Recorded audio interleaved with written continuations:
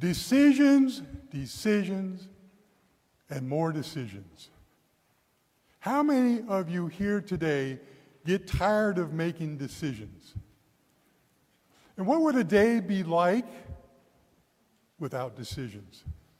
Can you imagine that? We all make them. Sometimes they're good decisions and sometimes not so good. Have you ever had the experience of the guy in front of you at the traffic light putting his left turn signal on, and when the light turns green, he goes right? And sometimes we make those kinds of decisions.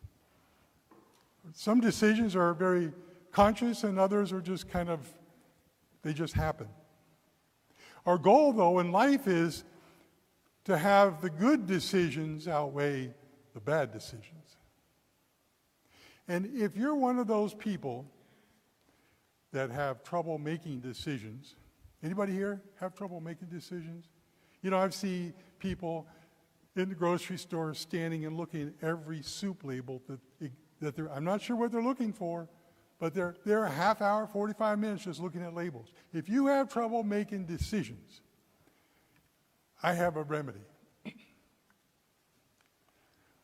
If you'll commit 4 years of your life and enroll in a degree program at either Brown University or Carnegie Mellon, you can actually get a degree in decision sciences. There's your answer.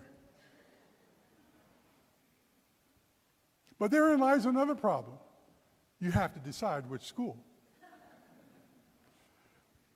And do you realize at this very hour, 10 o'clock, 10:30 in the morning, is the midpoint for the best time of day to make decisions? From 8 o'clock in the morning to 1 p.m. is the optimum time for decision making. Hence, I'm going to conclude that you being here in church this 10 o'clock hour is the first righteous decision you've made today. Would you pray with me as we begin to study the words of Mark and the temperament of Jesus on this particular day? Pray with me. God, we often stand at the crossroads of so many decisions that require us to lean into you. Grant us the wisdom of Solomon as we discern from right and wrong, from good and bad, and choose a path that will lead us to purpose and peace within us. Lead us on the path of understanding so that we may rely not only on our judgment, but on the truth that only you can afford us. Grant us the strength and tenacity each day that we might choose to make righteous decisions that are worthy, acceptable, and pleasing before God. Amen. Marriage is oftentimes one of the most difficult decisions to struggle with. Allow me to introduce you two elderly people who decided to get married later in life. Jacob was 92 and Beth was 89. So they decided unanimously to visit their local pharmacy while they made their plans for their wedding day. And Jacob was pregnant with questions. He approached the pharmacist and he said, "Sir, do you have heart medication?" Pharmacist says, "Well, sure we do." "Well, do you have medication for circulation?" "Absolutely." "How about for rheumatism?" "Yes, we have that too," he said. "How about medicine for memory issues and arthritis?" "Well, of course we've got that." "How about vitamins and sleeping pills?" "Affirmative." "How about wheelchairs and walkers?" "Well, we have all kinds, sizes, and shapes, and you can go as fast as you want to go in some of those." So Jacob turned to his bride-to-be and they sidebarred for a few moments and whispered back and forth. And soon Jacob came back to the pharmacist and said, "We'd like to nominate your pharmacy for our bridal registry." Oh, my, my, my.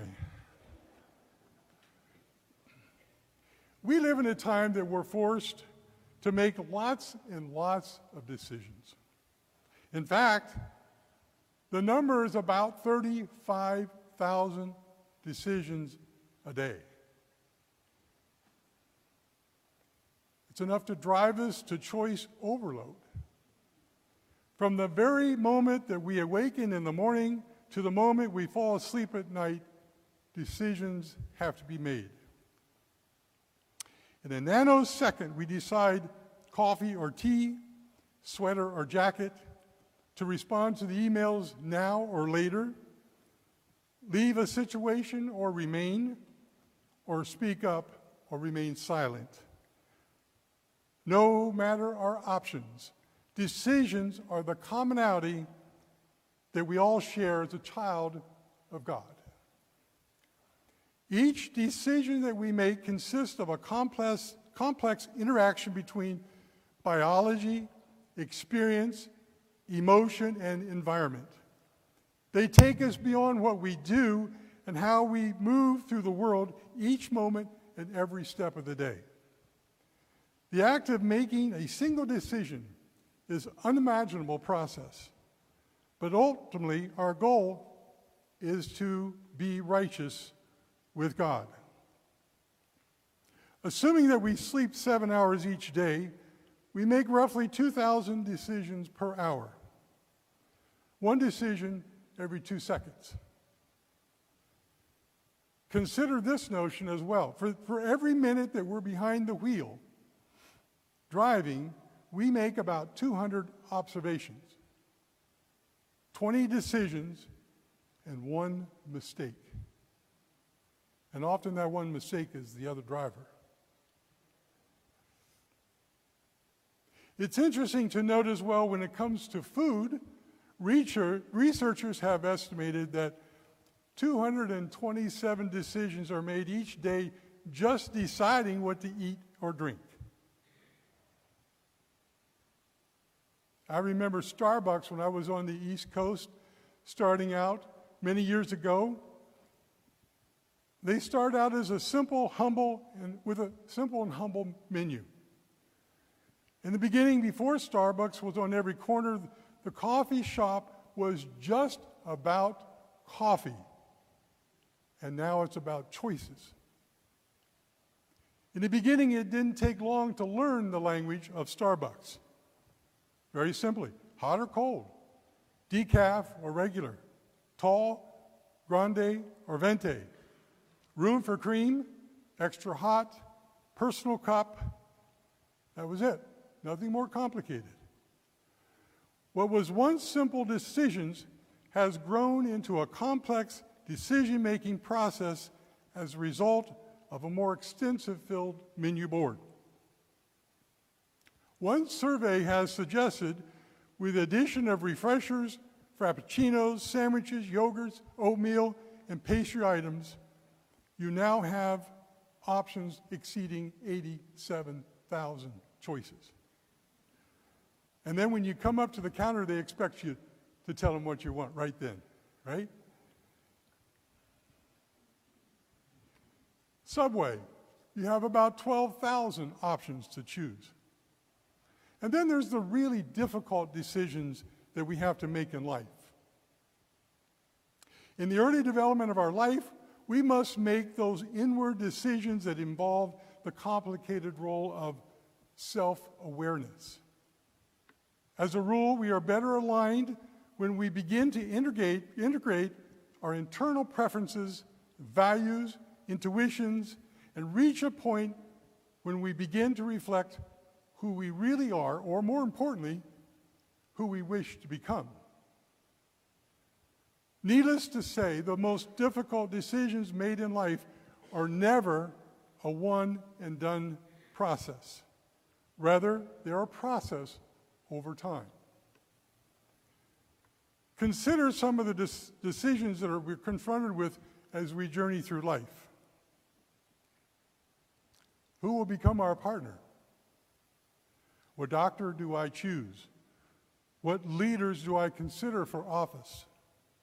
And what beliefs help determine the person who I am? And let's not forget the Sabbath. The Sabbath is no exception to making decisions. Do I attend church, or do I choose to sleep in? Have you ever considered taking the day off to entertain guests? How about staying home to watch or attend a major sporting event? Perhaps we decide to go to an early brunch. Have you ever decided to stay home and get caught up on the household chores? How about beating the crowd to finish the weekly shopping before the sale ends? Or on a rainy day, simply stay home and read a good book. The Sabbath is certainly no exception to the decisions that we have to make. Early on in her career, Dr. Diane Butler Bass decided to take a career surrounding religious studies, politics, and culture, and has explored the notions of decisions that complicate our lives. The theme of decision-making is universal in the 11 books that she has written. Additionally, as a guru on the subject, she's written articles for the New York Times, the Washington Post, CNN Online, and USA Today. Your speaker today wishes to highlight one of the books specifically, entitled Christianity After Religion, as it suggests a major swing from traditional religious practices, leaning more towards a more personal, spiritual approach described by the author as spiritual, but not necessarily religious. She suggests this change is a response to the weakness of the established churches, which she argues have struggled to engage modern believers effectively. She proclaims we have morphed into a choice society where people are driven by preference and desire rather than tradition and duty. Dr. Bass says that in the 21st century, Americans make more choices and decisions in one day than some of the ancestors did in the entire month. For generations, people have attended church and Sunday school each and every Sunday. Certainly, there was no shortage of options, considering there's over 420,000 churches, synagogues, mosques, and temples across our country. But the overall trend seemingly has changed, with many churches separating from the pursuit of charity and justice through social services or politics, to congregations becoming more inwardly concerned with ritual worship and religious education. The end result has been the shuttering of many churches. Even some mega churches have been forced to vacate their buildings. Notably, more and more churches have merged within their own denomination as a result of simply running short on numbers to support a church building. Well, I cannot ignore there are other forces at play here as well. Family calendars, for example, have imploded with activities, and team sports have replaced Sunday worship hours, which interfere with the entire family having the opportunity to cultivate spiritual growth. We live in an energized society which explodes almost daily with new and exciting distractions and sideshows. While distractions are not always a bad thing, they have the momentum of moving us away from the opportunities to achieve a purposeful and consistent life with God, especially on Sunday.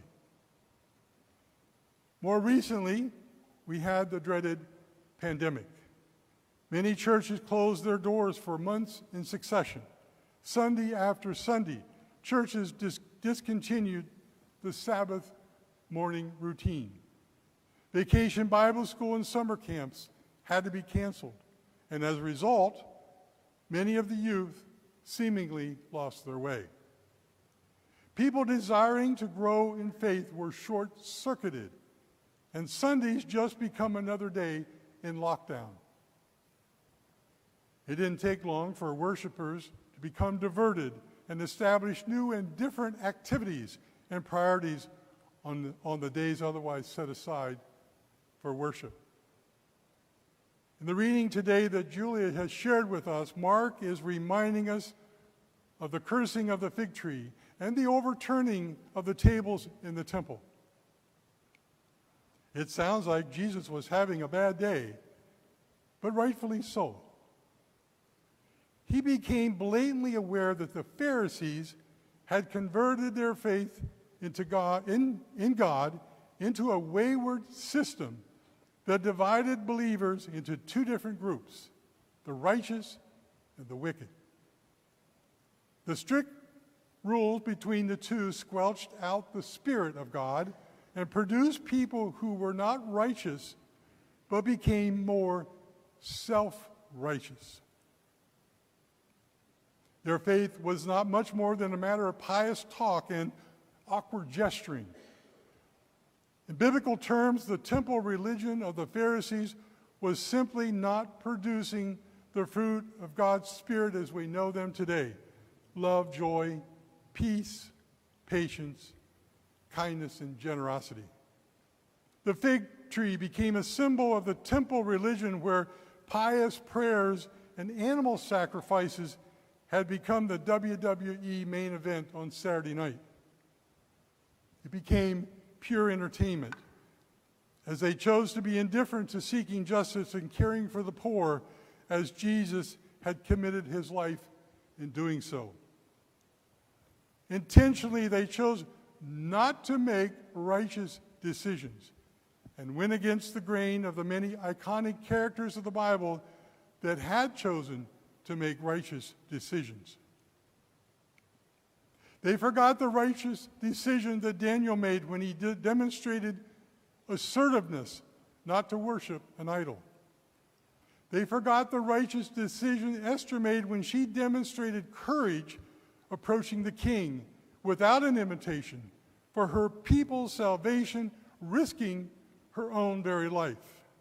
They failed to remember the righteous decision that Abel and Noah and Job made to uphold moral principles and justice. Jesus pointed out to his followers there was no fruit on the tree, only leaves. Ultimately, the cursing of the fig tree became the symbolic rejection of what the temple religion had become. His overturning of the tables and his declaration that the religious leaders had turned God's home into a den of thieves was the moment of confrontation. In similar form, even today, many people would suggest the church has strayed from its course. Faith, they might suggest, has evolved into the right belief rather than the right living. Faith has become something outside of us that can be summoned on occasion, based on the convenience and schedules, and put in second position, as opposed to a faith that internally inspires our thoughts, actions, and especially helps us to make those righteous decisions that we need to make in life. Many have come to believe that God created the world but observes remotely from a home office. They believe God is not really involved with day-to-day operations and is held at bay until the day that we call on him to intervene and help solve our problems or help us in a time of grief. Transitioning to the present, this church is in the midst of reformation that is apt to test our faith and commitment in the coming months ahead. In roughly 3 weeks, this church begins a new chapter in the succession of many. This church not only has the promise of a new minister, it has the hope and belief of new and exciting ministries ahead. Soon, we will be approaching the intersection of reformation and renewal in this church. If in the past our faith became stale and dull, we now have the opportunity to move from faith focused on beliefs about God to a time of renewed faith focused on experience with God. Our challenge will be to elevate a way of living that is compassionate, committed to justice and equality, respectful of people regardless of race, religion, gender, sexual orientation, economic standing, or political persuasion. As we approach this new chapter in the history of this church, we do so with eager anticipation. We look forward to a new direction and a new pastor, and hopefully we must be, as we ready ourselves to be ever-ready servants, that we are motivated to aim for the fence. With a renewed sense of urgency, we have an opportunity to make righteous decisions and be devoted to the call of Christ. While it may be the end of one chapter, it's not the end of the book. This is not the time to be content with the way things were, but rather how things might become. Might we decide righteously to be realistic with things we are not doing, and perhaps we should be doing? Might we decide righteously to build a stronger and more active, vibrant, and healthy awareness with all the ministries that we proclaim here at this church? Might we decide righteously on a renewed season of listening and learning and being open to change? Might we decide righteously to better communicate with words and gestures of forgiveness and grace and true honesty? Might we decide righteously to promote a practice of intentional hospitality to all people who enter our doors? And might we decide righteously to visibly and actively do more in reaching out to those homebound, hospitalized, or in nursing care by sending cards, making calls, prepare a meal, or just be a friend? And finally, should we not decide righteously to offer an abundance of support in deed and prayer to the leaders of this church?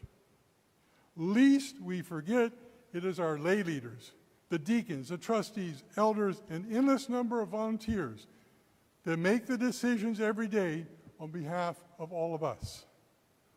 Pray earnestly that they might execute effectively and with righteous intention as we enter this new era for our church. We, the people of faith, are called by Christ to be willfully reaching for a better self, a better church, and better relations with our community. Jesus revealed God's vision for an abundant life in a beautiful world and beckons us to lean into that same vision. Are we ready to roll up our sleeves and to partner with one another and with God to receive a new pastor, a new ministry, and the hope that God promises to enrich our days ahead? At the highest level of our faith, we must lean in with sincere embrace, a contrite heart, and a belief in a God that is with us through times of change and grants us the assertiveness of Daniel, the courage of Esther, and the moral compass of Abel, Noah, and Job. Finally, remember, our goal is not to be the same church from the same pew, but rather with a renewed purpose and faith, we create a changed and full-throttle church that can be seen from any pew. Just a point to ponder. Amen.